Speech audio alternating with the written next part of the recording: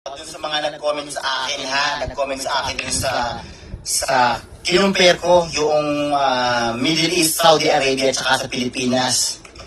Sinabi ko yung kasi I am the living proof here in Middle East. Nagtrabaho ako sa iba't ibang bansa ng Middle East. Okay, kasi sinasabi ko nga I am the living proof. Dahil nga, walang nangyayaring maganda sa Pilipinas.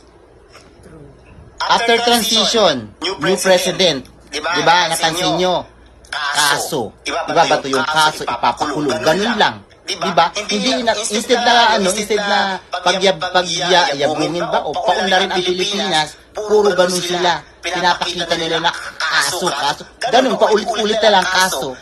Instead na gawin nila pagpapayaman sa Pilipinas, maghakot kayo ng turista, gumawa kayo ng build project. Diba? Para sa mga turista, para makinabang ang mga kapwa natin Pilipino. Hindi. Puro kayo sa mga politiko na nakikinabang. Tingnan mo dito, sabi ko nga, I am the living proof in Middle East.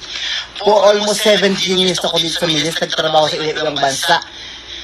May nakita ba kayo dito? Mga nagdidiscuss sila sa Kongreso, sa Kamara? Wala, di ba?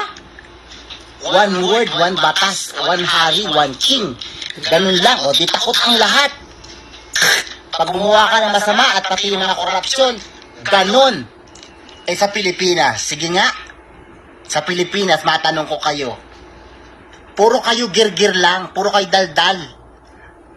Natabunan lahat ng mga batas na sinasabi ninyo, ang tanong, sinusunod ba? Ha? Eh kayo mismo, nakaupo dyan sa Kamara, sa Kongreso, hindi nyo sinusunod eh. Kasi nga, mga buaya kayo, mga magnanakaw kayo. Hindi ako